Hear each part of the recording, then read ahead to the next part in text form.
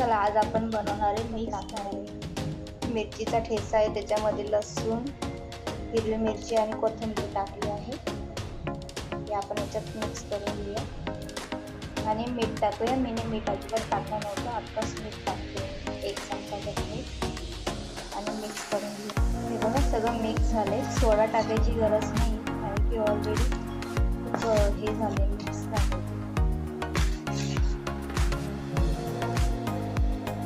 जसं पाहिजे तसंच बनलं येते आप्पे बनवण्यासाठी, त्याच्यामुळे सोडा वगैरे काहीच टाकायची गरज नाही. चला आता आपण आप्पे करायला बघा. मी सगळे आप्पे टाकून घेतले. आपण याला 10 मिनिटं वाफवू देऊया.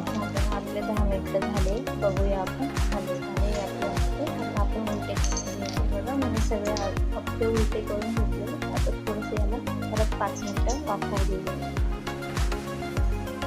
सगळं झालंय का बघूया. कसे वाटले मिक्स डाळीचे आप्पे? आवडले असतील तर लाईक करा, शेअर